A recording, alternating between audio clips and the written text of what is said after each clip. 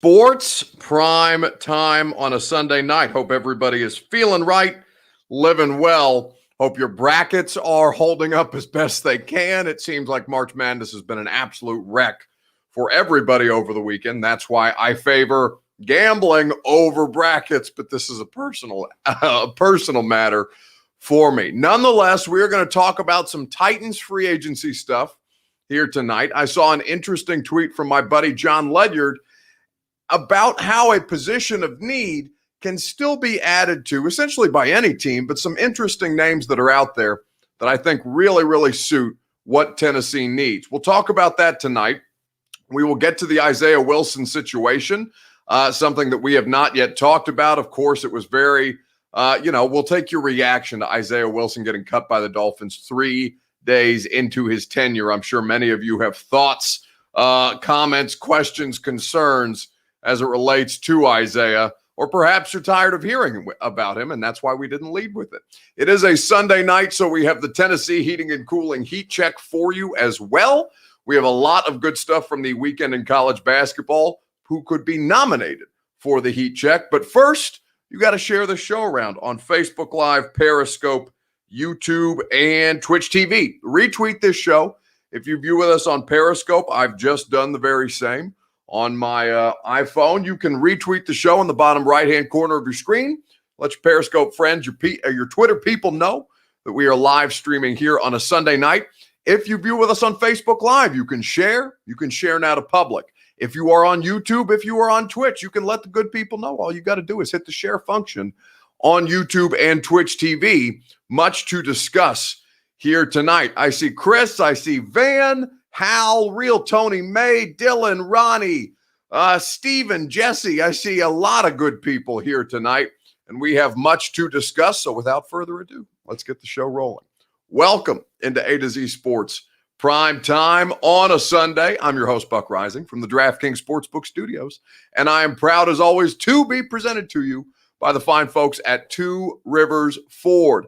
That is where you go for honesty and integrity. When you are looking for a new or pre-owned vehicle, they can hook you up no matter what it is that you are seeking. They will find the vehicle that best suits you and your family's needs. Two Rivers Ford in Mount Juliet or online at tworiversford.com. America's top-rated sports book. Listen, there was some pretty interesting stuff with one of the local sports betting situations here in Tennessee. You don't have to worry about any kind of issues that may have befallen another gambling sports or sports gambling app over the weekend. That's why you use DraftKings Sportsbook. That's why you use the promo code A to Z Sports. I'll tell you more about what they have going on for you as we get further and further into the tournament. DraftKings Sportsbook, America's top-rated sportsbook app, the Ashton Real Estate Group of RE/MAX Advantage, the best in the business here in Middle Tennessee.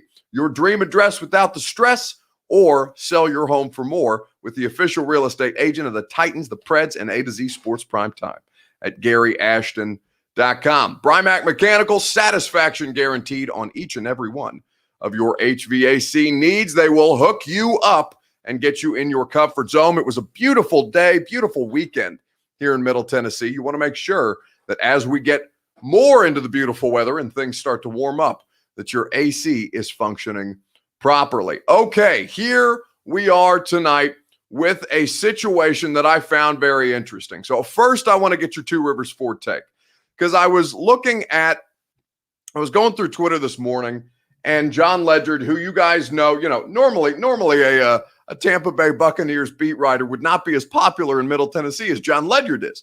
But because John is one of the founders of the Draft Network and has since moved on to Pewter Report, we have him on to talk about draft stuff an awful lot. And he's one of the best talent scouts in the business, certainly working in the media. So I saw John's tweet today, and it was talking about pass rushers. This is from John Ledyard at Ledyard NFL Draft.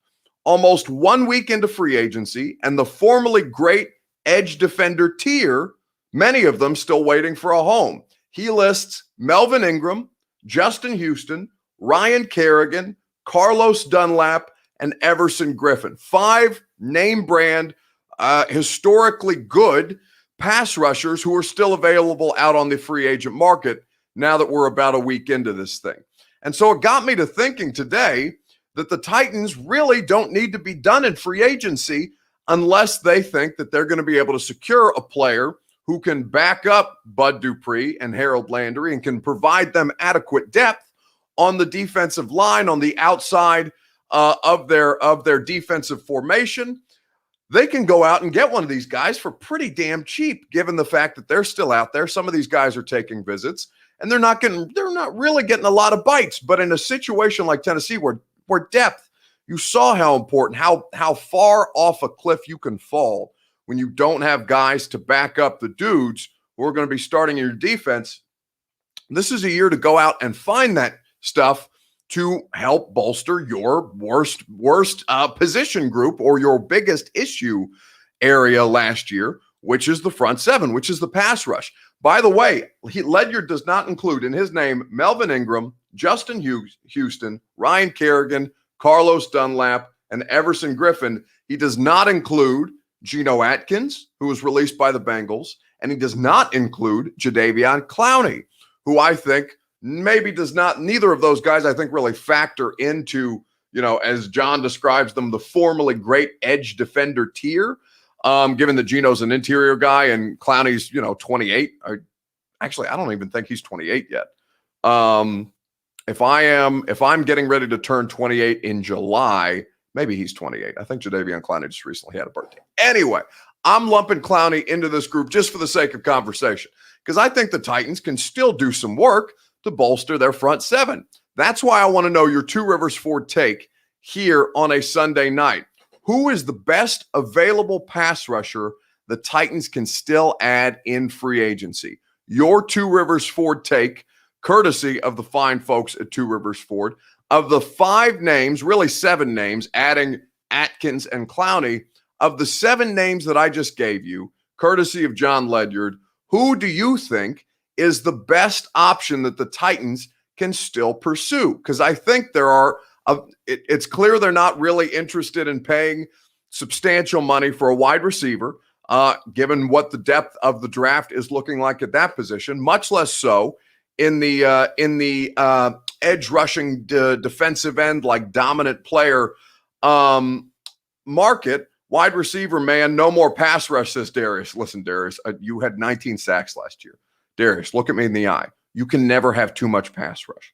Don't you ever complain. Darius, I don't want to hear a damn word about your third down deficiencies when you were in here on March the 21st telling me that you don't need more pass rush. Darius, baby, what is you doing? I'm trying to tell you. Like, you can always add more pass rush. That's wild to me that anybody in here that watched the Tennessee Titans last year would be comfortable saying, no more pass rush, please. Okay, your Two Rivers Ford take. Who is the best available pass rusher the Titans can still add in free agency? Clowney, Justin Houston, Geno Atkins, Ryan Kerrigan, Carlos Dunlap, Everson Griffin. Those are the names that we have listed for you here on Facebook Live, Periscope, YouTube, and Twitch TV. Those are the guys who are available to be had right now. While you guys weigh in on that, I can tell you about the fine folks who present the Two Rivers Ford Take each and every night on the primetime show. It's Two Rivers Ford. I hope that you took advantage of the weather this weekend, and I hope that in part you took advantage of the weather to go test drive one of their new 2021 Ford vehicles. Ford Bronco Sport, F-150, electric Mach-E Mustang. Go test drive them in Mount Juliet. I'm promising you, you will not be disappointed. In fact, you will be blown away. It's not even just if you're looking to, in the near immediate future, make a car purchase. It's not about that. You're doing your due diligence. You're trying to find out what you may be interested in on down the line. It doesn't have to mean right now. It's okay. That's why you're going to go to Two Rivers Ford, because they're going to tell you the exact same thing. They're not going to sell you a car as soon as you show up on the lot. They're going to walk you through the process. They're going to find out what makes sense for you. They're going to find out what makes sense from both a functionality standpoint and a financial standpoint, and make sure that you are comfortable with the car buying process or even just the car search process. Two Rivers Ford in Mount Juliet. They've been doing it with honesty and integrity for nearly 40 years here in Middle Tennessee. Or you can go online and do the whole thing online if you so choose, like so many of us do at tworiversford.com. What of the remaining pass rushers, I listed them for you: Clowney, Houston, Atkins, Kerrigan, Dunlap, Griffin, Melvin Ingram. Those 7 guys, which do you think that the Titans, we've had somebody in here tonight, and forgive me, the comment you guys make some, Darius said, I'll throw it up here on the screen for us if you're looking at me, I guess it's in your bottom, what is that, the bottom right hand? Yeah, that's my right hand. It's on the right-hand side of your screen.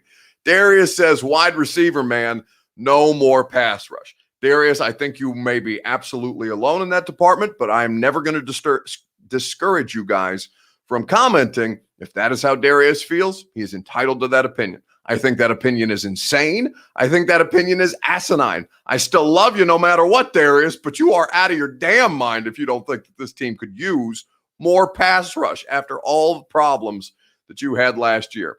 Twin number 2 says, I like Kerrigan.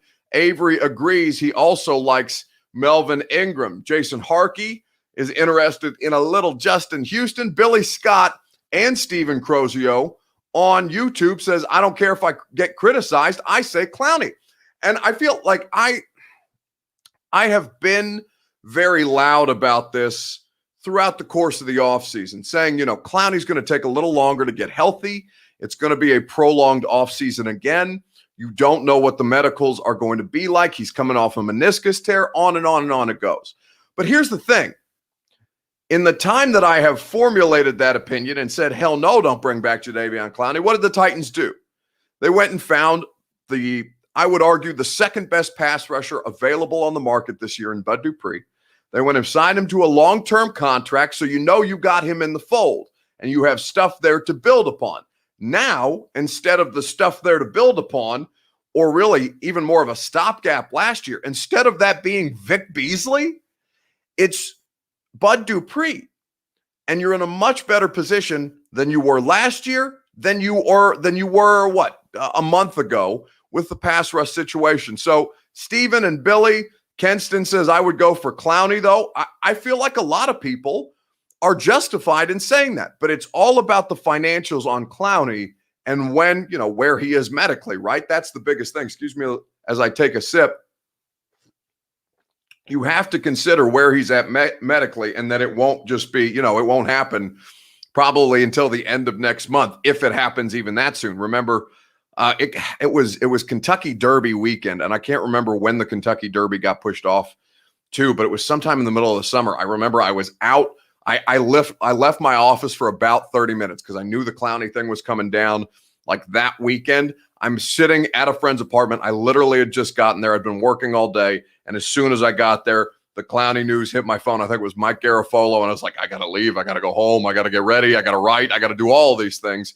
But it was in the middle of the summer, right? It was damn near, if it wasn't July, it might have been August, if I remember correctly, because it pretty well carried us through the vast majority of the non-sports COVID shutdown.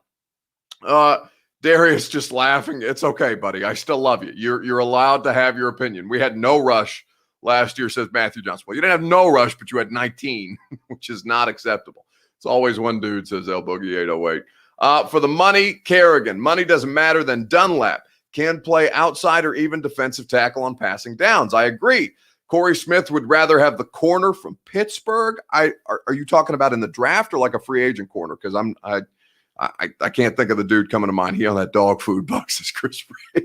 Chris cracks me up in the comment section, man. He's a trip. I want Kerrigan, says C. Smith 0607. Ryan Dodd on YouTube agrees. Dustin Honeycutt says Clowney for $7 million. Here's the thing. I would be down for Jadeveon Clowney.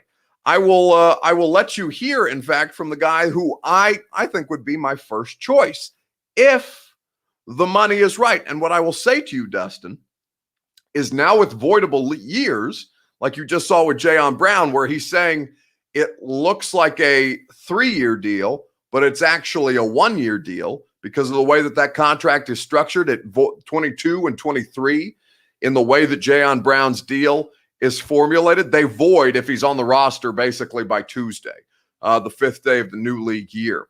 I will say to you that I would do Clowney, but $7 million in terms of cap hit, no thank you. I would probably go at about 3 or less, which would be, what is that, a quarter of what he was making last year, $12.75 million. If it's $3 million or less, sign me up for Clowney. If not, go get me a Ryan Kerrigan here on A to Z Sports Primetime from the DraftKings Sportsbook Studios. You will hear from the pass rusher that I have selected in just a moment, right after I remind you about the fine folks at Gary Ashton Remax. No matter where it is or who it is that the Titans end up going after now in free agency, Bud Dupree's going to find his home through the Gary Ashton team because they're the official real estate agent of the Titans, and Bud's going to be around for quite some time. Gary Ashton and the Ashton Real Estate Group of Remax Advantage, they put me in my dream address without the stress in downtown Nashville. I was out for a walk today. I walked to the gym because my fat ass needs it, and I was passing through. So I was passing through the neighborhood. Some guy waved me down, and I was in my neighborhood. I was feeling good. My neighborhood is the best because it's right by the Titans practice facility, equidistant to Nissan Stadium, equidistant to the 104.5 The Zone Studios, and my man Gary Ashton hooked it up for me at GaryAshton.com. Find your dream address with Gary or sell for more if you are in the market to do so at GaryAshton.com. Ronnie Sneed says, Clowney ain't taking $3 million. That's a joke. Well, you know what, Ronnie? That's okay, because the market says that he is probably not going to be able to find, I would be shocked if he found more than 7 from a very, very pass rush needy team. And it would certainly be on a 1-year deal. And there would certainly be certainly be hugely incentive based because you can't trust his health right now. So yes, $3 million may sound like a joke, but if he's reasonable and they structure it properly, and it looks like Jayon Brown's, where maybe, for games that he's active, he's making, what is Jayon making per active game day roster bonus? It's something like $1.25 million a game. So all he has to do is be active.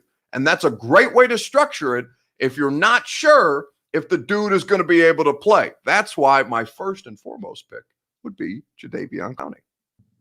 I just was trying to figure out what scheme and what I wanted to be a part of. And I knew when I was with Rabel and Houston, I was all-pro, second team all-pro, and 3 Pro Bowls with him. So I was saying in my head, I think I can do that with him in that system. And the system worked well.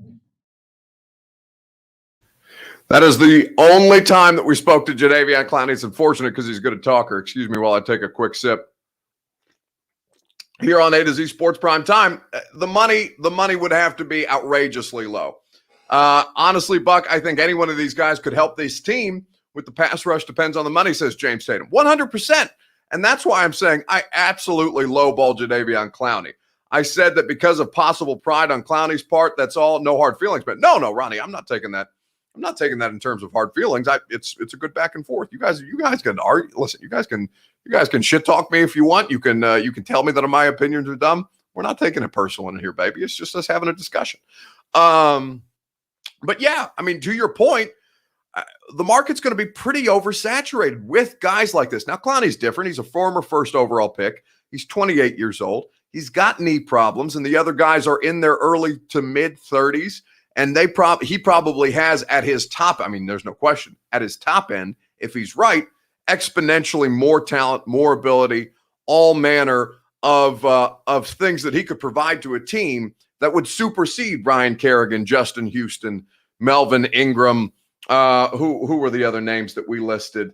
Let me double check. Forgive me. Let's see. Melvin Ingram, Justin Houston, Ryan Kerrigan, Carlos Dunlap, Everson Griffin. We threw Geno Atkins and Jadeveon Clowney into that list that John Ledyard made. But what I'm saying is structure it properly. Give him a $3 million cap hit. Give him a per game active roster bonus like you did with Jayon. Create voidable years. So in reality, it's a multi-year deal, but you void out the additional years and do like you did with Jayon Brown. so that it's really a 1-year deal, even if it looks like a 3-year deal or a 2-year deal or a 4-year deal, whatever. Tom Brady just did the same thing, and it saved the Tampa Bay Buccaneers $19 million. You can do any variety of financial gymnastics to make something like this work, to make sure that Clowney gets his money, even if the cap hit isn't high. There's 1,000 different ways, as John Robinson and Vin Marino and a lot of the executives across the NFL who are doing deals this offseason have shown us, you can make this stuff work if you want to keep the dude around. And I think there are good incentives to Wyatt Ray is better than Clowney. He had more sacks as Alex. Alex, that's dumb. Listen, you got so much worse when Clowney wasn't on the field. And I understand that the sacks weren't there. Don't box score scout him, okay? Look at what happened with Jeffrey Simmons. Jeffrey Simmons became substantially less impactful because Jadeveon Clowney was not out there attracting attention. Look beyond the box score, Alex. I understand that the box score is the easier way to do this. One guy had sack, one guy didn't have a sack. One got paid, whatever. I don't know what Wyatt Ray made last year. I can't imagine it was terribly much. And the other guy made $12.75 million. And you're sitting there looking at that saying, what the hell? I just paid all of this money, and the other guy got one sack, and he's a former undrafted rookie free agent. That's not the same thing, Alex. Your pass rush is exponentially better. Don't give me Wyatt Ray is better than Clowney. Go watch you have to know better than that. You're just saying that to be argumentative, and that's okay. You're allowed to be argumentative, but that's also completely and totally asinine. No, he didn't just say Ray was better than Clowney. LOL. Wyatt Ray is one of the reasons that you finished with 19 sacks, because he couldn't get sacks. And maybe Clowney doesn't get the sacks either, but whatever. He's creating for other people. And if he's not the guy that you're leaning on heavy, because Bud Dupree is, it's not a no-lose proposition, because last offseason, everything blew up in your face. So I can't say that it's a no-lose proposition, because there's always things that you can't predict. But honest to God, if the money's right and you structure the deal properly, it makes so much sense.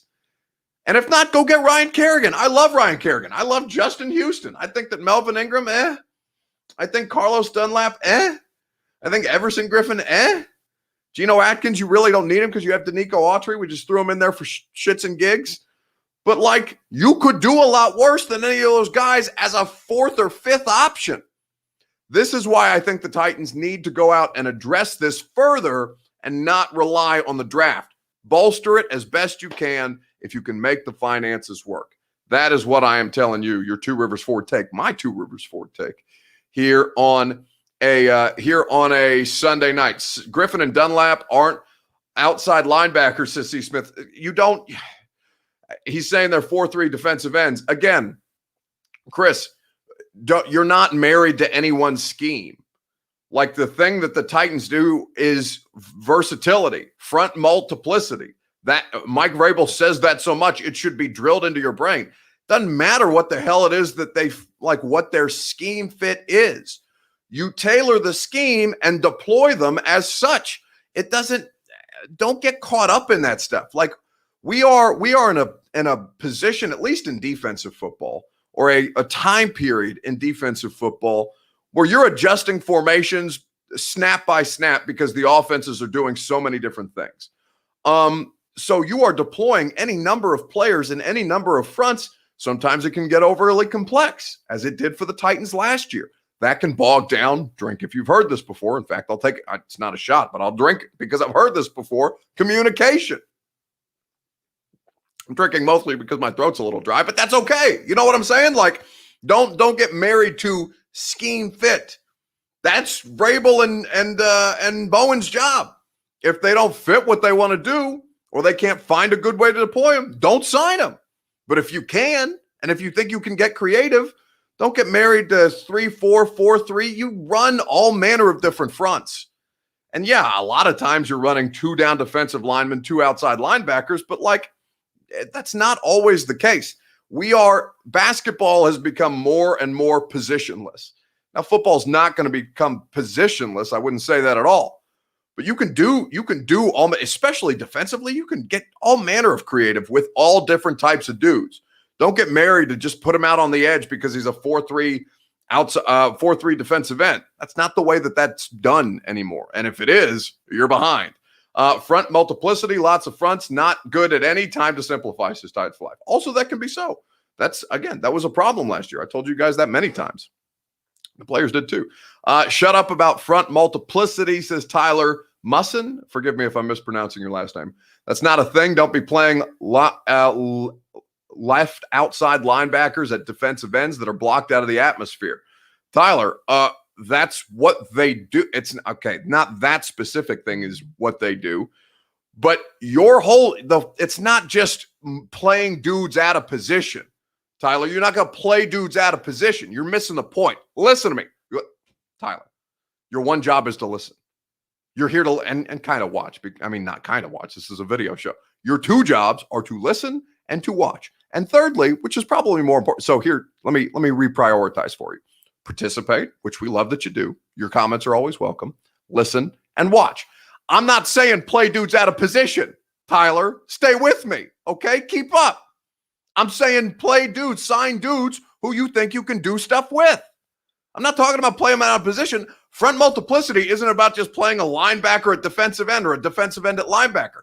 No, dummy. It's about confusing the quarterback. Front multiplicity is the only way the defenses survive anymore because the quarterbacks are too damn good. Confusion, disguise, deploying dudes all over the place. Why do you think all these linebackers are wearing 40s now? Because quarterbacks are used to seeing safeties and defensive backs wearing 40s, and you got dudes coming up from all over the place in blitzing formations. It's not about playing dudes out of position. Stay with me, Tyler. Think outside the box a little bit. Don't get married to these conventions because Madden only allows you to play certain defensive fronts and dudes in certain defensive fronts. This ain't Madden. Get creative or get left behind. And I think, honestly, that the disguise and the front multiplicity is the only redeeming part, really the only redeeming part about Vrabel's defense last year, because it created so many turnovers that it really kept you in these games when your defense sucked out loud. Confusion, multiplicity. You don't know where dudes are coming from all over the formation. That's how this shit works. I feel like I'm yelling.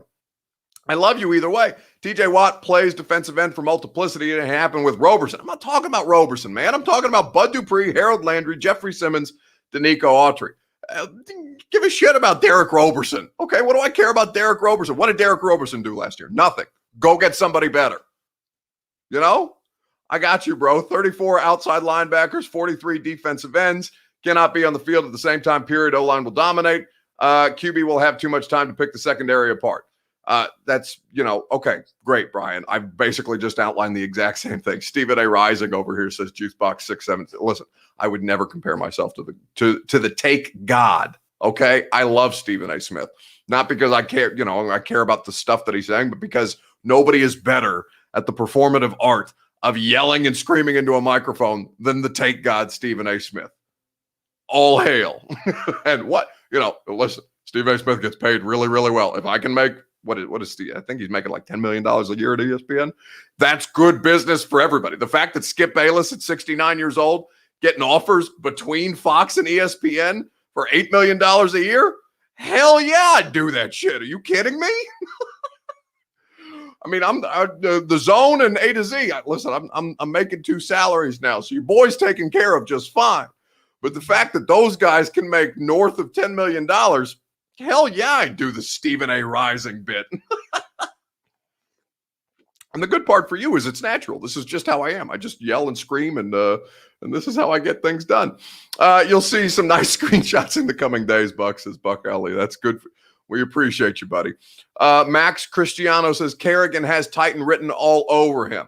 Yes, very, very much so. 100% that is the case. Skip and Stephen A. Smith are the worst thing to happen to sports media, says Hilm Donald. The numbers would say otherwise, Hilm. Like, I understand what you're saying. Debate culture, sports debate culture is dumber for sure, but people watch. What are you going to do? Let's move on here on A to Z Sports Prime Time on a Sunday. Let's talk about Isaiah Wilson. I didn't want to lead with it. I don't want to spend too much time on it, honestly, because for what? But I want to know what your guys' reaction was, because I was on the treadmill yesterday when when Isaiah Wilson got cut by the Dolphins. And I had two different reactions about an hour of each other. And if you follow me on Twitter, you probably know what I'm talking about. But I want to know what your reaction as Titans fans seeing the Dolphins cut Isaiah Wilson 3 days into him being basically on the roster. Let me know in the comments on Facebook Live, on Periscope, on YouTube, on Twitch TV. We will discuss it at length. Let me know how you feel about the situation for Isaiah Wilson, because I did find that, I found that, I'll tell you in a second, right after I tell you about DraftKings Sportsbook, America's top-rated sportsbook app. This is why you don't make brackets. Brackets are dumb. Stop wasting time with the brackets. Go gamble instead. It's a far more efficient. Sometimes it's painful. Sometimes you win big, though. And that's why you go to DraftKings Sportsbook. You use the promo code A to Z Sports because the tournament is in full swing. The action hasn't disappointed. You saw Illinois go down to Loyola today, the Fighting Sister Jeans. I want to hate that nun so much, but all she is pure and good, and whatever your religious affiliation is, she's clearly devoted her life to a higher cause, and all it's doing is rewarding her in good basketball, which infuriates me because I want that to be Indiana.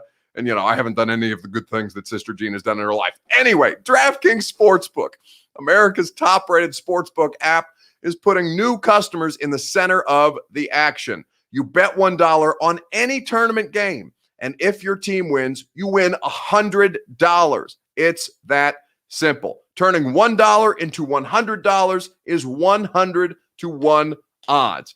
DraftKings Sportsbook, that's why you got to download it. Use the promo code A to Z Sports when you sign up to turn $1 into $100 if the college basketball team of your choosing pulls off the win. Code A to Z Sports to turn $1 into $100 for a limited time only at DraftKings Sportsbook. You must be 21 or older. Tennessee only. Restrictions apply. See DraftKings.com/sportsbook for details. If you or someone you know has a gambling problem and wants help, call or text the Tennessee Red Line, 1-800-889-9789. DraftKings Sportsbook, America's top-rated sportsbook app. Use this promo code behind me and just start making money. You're literally wasting your time watching college basketball if you're not, because bracket sure as hell ain't keeping you in it. What was your reaction to Isaiah Wilson getting cut by the Miami Dolphins? Because he lasted a total of 3 days on the roster. It's a tough scene. Could have had T. Higgins, says Lorenzo McNeil. Did he pass the physical, says Bobby Harris? Yes. But because Tom Pelissero had a tweet on Saturday about basically, you can very much consider the source on this because it was clearly coming from the team, why Isaiah Wilson did not make it more than 3 days on the roster. And I saw Austin Stanley tweeting out videos of what Isaiah was doing over the weekend in South Beach. And we all knew this was going to happen, right? Because we've been through this for a year at this point, less than a year at this point, which is crazy that his NFL career has lasted less than a year.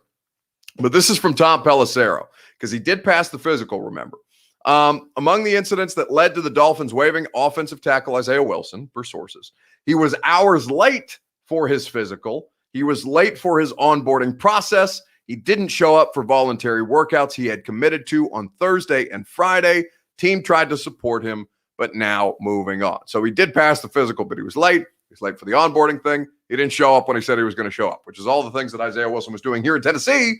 And Miami couldn't have bought lower on a dude like Isaiah. But all you had to do is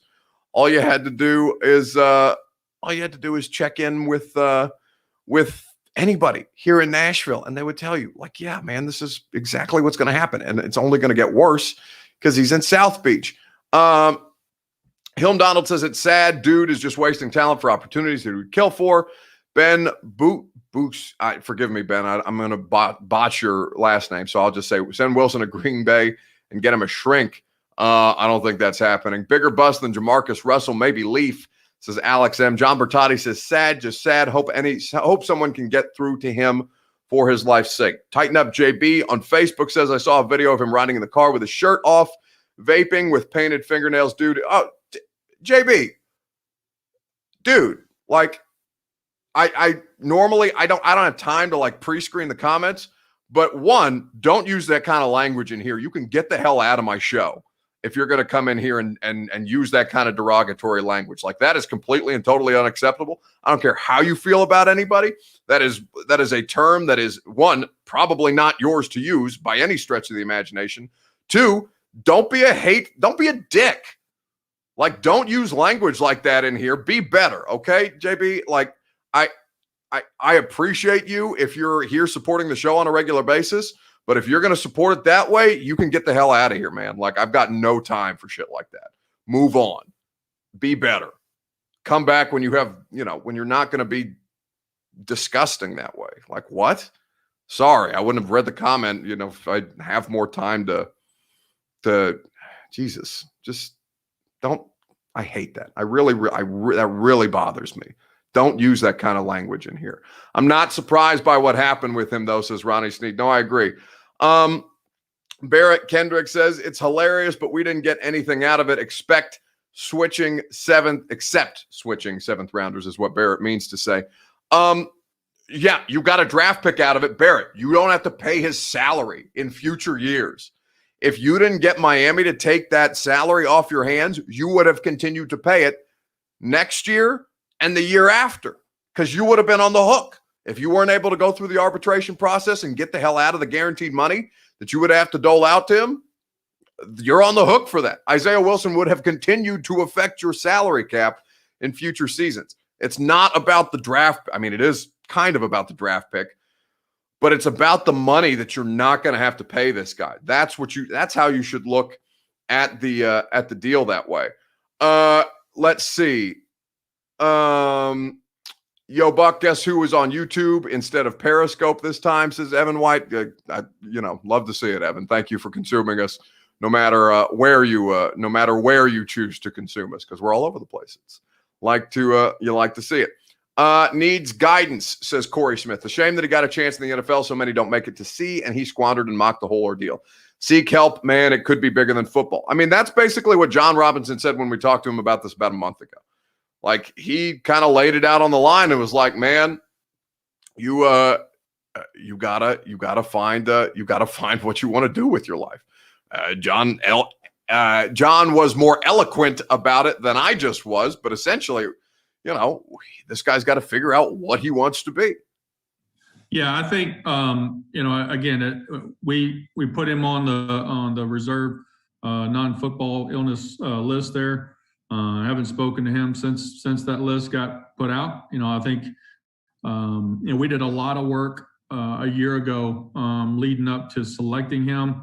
The evaluation process, talking to different sources, visiting with him countless numbers of times, and for whatever reason, the player that this fall was here in Nashville wasn't the guy that was that we spent time with last year.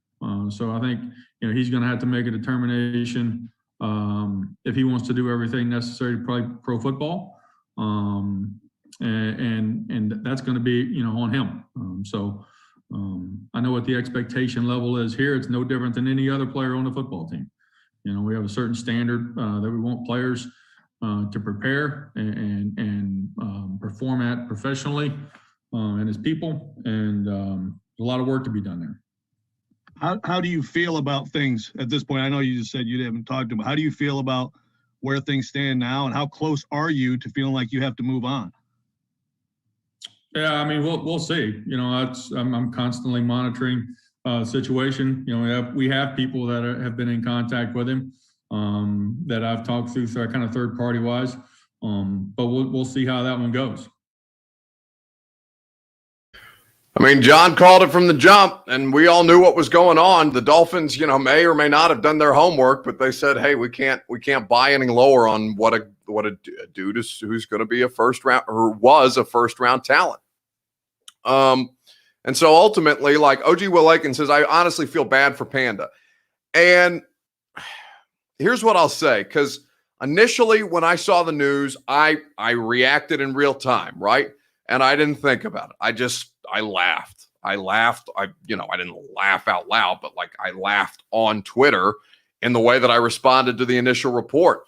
And then, I started to read a lot of the dialogue around it and take a second to kind of consider, yeah, man, I felt I'm probably going to regret being that kind of insensitive, because that's not normally, I like to think I'm a little more considerate than that. And it's not changing positions because cancel culture or PC or any of that other dumb stuff. It's just, I felt kind of bad about the way that I initially reacted. And because the way that I kind of reevaluated after I put that initial tweet out there was, if he spiraled this quickly and no like actual harm has befallen him, but he had all of the chances in the world. He had 2 NFL teams give him an opportunity that he immediately squandered. He has been in risky positions before, whether it's drinking and driving or wrecking cars or, the drug use that he's very public about on his social media. Like what could happen next is kind of the way that I reevaluated after the fact. So, because, I had a lot of people like, why would you feel bad for this guy? Why, why? Because, just a degree of humanity is why I feel bad for Isaiah. Like you're entitled to feel however you want to feel. Like, I'm not here to give you a sermon on morality. I am not a moral compass by any stretch of the imagination. What Charles Barkley say, I'm not here to be a role model or something like that. But I don't think that you have to get upset at people who feel bad for Isaiah if you don't feel bad for Isaiah. I didn't initially feel bad for Isaiah, and then I thought about, well, yeah, what? I mean, honestly, the thing that came through my head after the fact was, what if this dude ends up dead somewhere? Like, am I going to laugh then? No, of course not. I'm going to look like an asshole because I tweeted out laughing when he got cut from his second NFL team. So I regret that a little bit. And, basically, I said this on Twitter to some people. You can be happy that he's not your problem. You can be happy that he's not on your football team, but you don't have to like hate the dude, right? You don't have to actively root for him to fail. I thought that Roger Saffold and a lot of the players on social media were tweeting out, concern for this guy, praying for this guy, basically, because some of them are very religiously grounded. And I think that's a good message to send. I reacted poorly to it initially, and I kind of laughed at it out loud. But then after the fact, I was just kind of like, man, this stinks. Like what if something's seriously bad? What if he chooses to booze? What if he chooses to booze again and maybe he doesn't hurt himself, but he hurts somebody else? You know what I'm saying? Like that's kind of the way that I'm looking at the Isaiah Wilson situation. So we don't ever have to talk about it again. Honestly, I hope we don't ever have to talk about it again, because if we do, it probably means something bad happened to him. And, I'm just not going to be one of those people who's rooting for bad things to happen to Isaiah when he's clearly got some shit to figure out. It's tough. Here on A to Z Sports Prime Time. Maybe he shouldn't dance on cars, says Bavin. I mean, like I'm saying, Bavin, I'm not telling you that you have to feel bad for Isaiah. He's clearly he's not a bit of a child. He's a giant child, and he's behaving like somebody who just doesn't care. Steve Haygood says he took millions to do absolutely nothing. Many young men would love to have the chance that he had. Of course, Steve, nobody is disputing that. Okay. But I'm not going to root against him to fail as a human because of this. I'm going to hope he gets help, and I'm going to move on with my day. Like, I'm not going to harbor any kind of ill will for this dude. You are allowed to have a degree of humanity about this thing, this situation. I'm not, again, I'm not mad at you guys if you feel that way. I'm just kind of like, why would you be super bitter about it when he's not even your problem? Is Isaiah the Titans version of Johnny Manziel? Says him down. No, Johnny actually played games. Johnny started games. Johnny Manziel was decidedly a more productive player than Isaiah Wilson was. If he goes out like Juice WRLD, that's on him. We can't decide that for him, says Quez. Man, I know what you're saying, but like nobody's clearly he's not listening to anybody, right? But those are the people that end up going out tragically like that. And if that happens, I'm going to feel like shit because I initially tweeted out laughing at the idea that he got cut from his second team in 3 days. I just have a little bit of a guilty conscience. But I'm not saying you have to have a guilty conscience about it. I'm just saying personally, I'm going to have a little bit of a guilty conscience about it, which is unfortunate. Adam Mooney says, "Hey Buck, how about a heat check?" You know what, Adam? That's a good call. Let's move on. Let's do the Tennessee Heating and Cooling heat check here on a Sunday night. We've spent tons of time on Isaiah Wilson. It is time to move on. Let me know who got hot, who cooled off in sports this week. Shout out Adam Mooney, for shuffling the proceedings along because I'll get caught up in my, I talk too much, right? It's why I talk to it's literally why they pay me to talk to myself for 5.5 hours a day. Who got hot, who cooled off in sports this weekend? Your Tennessee Heating and Cooling heat check. While you guys do that, I will tell you about the fine folks who are under the Brymac Mechanical umbrella. That's Tennessee Heating and Cooling.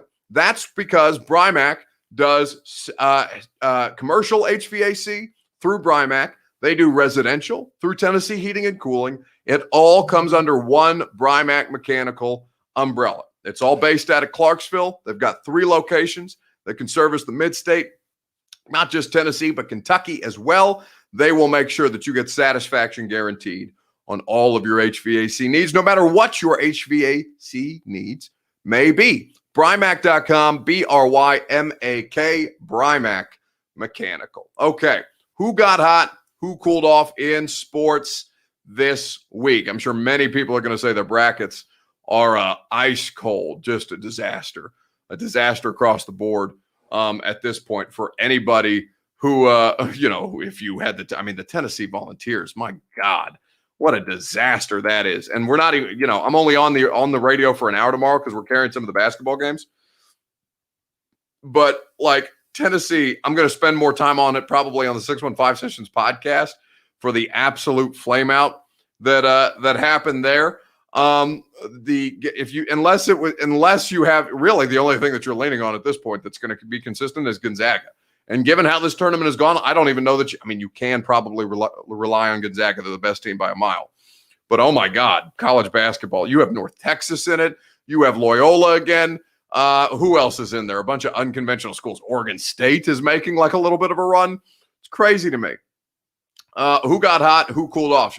iTwin says Arkansas. Ryan Blaney got hot. Lewis Chesney says Tyler Reddick cooled off. In NASCAR, Ronnie Snead Vols cooled off. No, just not even cool off, like ice cold, no pulse, whatever, dead on arrival. John Bertotti says, cold my bracket. Oral Roberts got effing hot, says Kenneth, 100%. Oral Roberts in the tournament. God, what a our front multiplicity cool. That's a good Tyler. I know Zach gives likes and loves of the show. I don't have the ability to do that in here, but that's a really good comment. Good job out of you. Our front multiplicity cooled off. John Morant got hot against the Warriors last night. Yeah, but they didn't have Curry. Thank God they beat the Warriors once without Curry because the first game that they lost in that series, I was not impressed with. Let us see. Talk about the Browns, says Jack. Immediately. No, what do I care about the Browns? The Browns are useless. I can't believe anyone pays you to do this, says O'Grady 050. Yeah, they're not the flex my bank account, but they're paying me a hell of a lot to keep doing this, O'Grady. So sucks for you. Humanity is fine, but look at his actions, says Steve Haygood. I'm sorry, but I hope he moves on from football. Terrible attitude to be on any team. Talking about Isaiah. Fighting Illini froze, man. Kofi Coburn looked exhausted today against Loyola. And it's a crime, honestly, that Loyola is in there as an 8 seed. That is one, it's not fair to Illinois. 2, it's not fair to Loyola. And honestly, it makes me hate Indiana basketball so much more than I already do. I hate all things Indiana basketball every time I watch any of these competent tournament teams because you wouldn't win at a place like Loyola of Chicago with a dude who looks like the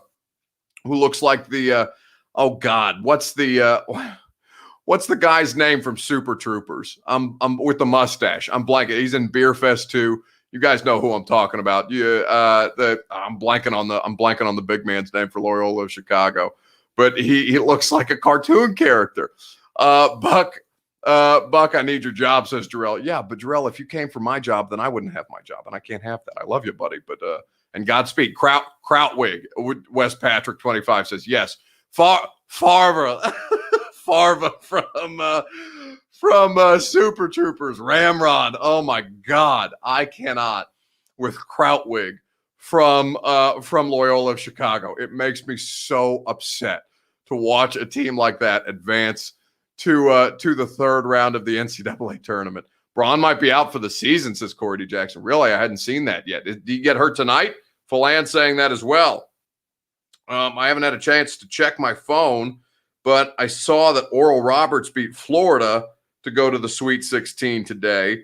I did not, the Lakers would be in a very, very bad spot if LeBron's done for the season. How about a liter of cola, Buck? A liter of cola. Says Kenneth, I love it. High ankle sprain, says Adam Mooney. Man, that would stink. I saw LaMelo is out, Chemical Brother. That is unfortunate. I've really enjoyed watching LaMelo play. Anyway, who got hot? Who cooled off? Loyola of Chicago is the only answer. Like Loyola of Chicago, the Fighting Sister Jeans.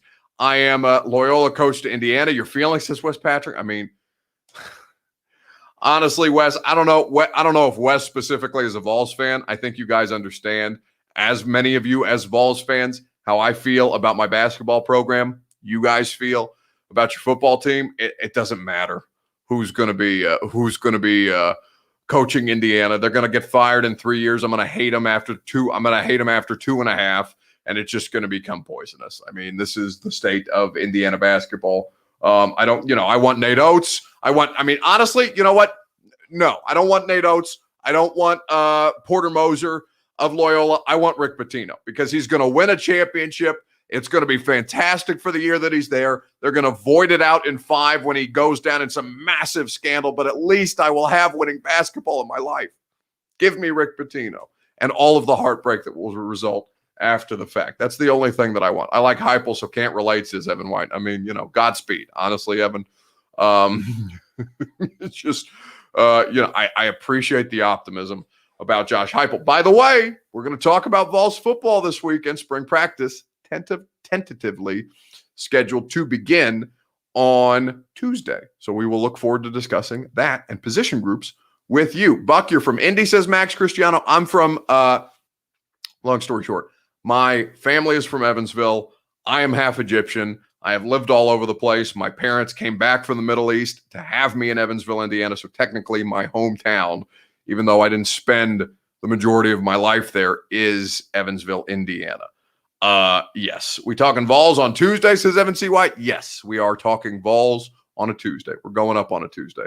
So, story, FKU football. I haven't seen anything about Kansas football, but I know it's a mess. Anyway, what I know is not a mess. I mean, the comment section is always a mess, but you know what? It's a beautiful mess. You guys are beautiful. I love hanging out with you every Sunday to Thursday night on the Primetime Show. It does not have to end here just because our time has concluded. Guess what? I'm on the radio for, is Buck short for an Egyptian name, says Durkatime? No, actually. Buck is a nickname. Buck is not my, thank God, Buck is not Buck is not the first name on my birth certificate. So that may surprise some of you. Bloomington, Indiana in the house, says Jason Wilson. I went to Bloomington. I went to IU Bloomington. So I'm a proud Hoosier grad. But Buck is a nickname that was given to me in Bloomington and something that my bosses very much liked. So that is what I ended up using. It's like Trey Wingo, who was on the radio show on, what was that, Wednesday. It's like Trey Wingo. Trey's real first name is Howell. So perhaps on the podcast, the 615 Sessions podcast, if you guys want me to answer a mailbag question about my full name, because it is very ethnic, And it is not the journey from how it got from what it was to Buck Rising. You know, maybe it's self-involved, but if some of you care, all you got to do is slide in my Instagram DMs at Buck Rising, Reising, just as you spell it below. You can ask it for the Music City mailbag on the 615 Sessions podcast, and I will be happy to expand on it at length. But not here because our time is done. I'll see you tomorrow morning on 104.5 The Zone. I'm only on for an hour tomorrow because The Zone is carrying college basketball. But in that hour, we're going to have Bruce Feldman, Fox Sports, The Athletic. Bruce is going to be our Mock Draft Monday guest. Bruce has the best mock draft in the business because he actually talks to all of these college football coaches, and he gets calls from the NFL people to find out about these college coaches and these college prospects that are coming in. You're going to love it. 10 to 11 tomorrow on 104.5 The Zone. Then we'll be back here for prime time. In the meantime, enjoy the rest of your evening, what little of your Sunday remains. I will see you on the radio tomorrow at 10, and then tomorrow night on prime time, if I can keep my schedule straight, at 8 p.m. Central Time or thereabouts. But you know damn sure we're going to have a lot of fun doing it, and we're going to have a lot of energy doing it because the week is just starting. So you know I'm not tired yet. No!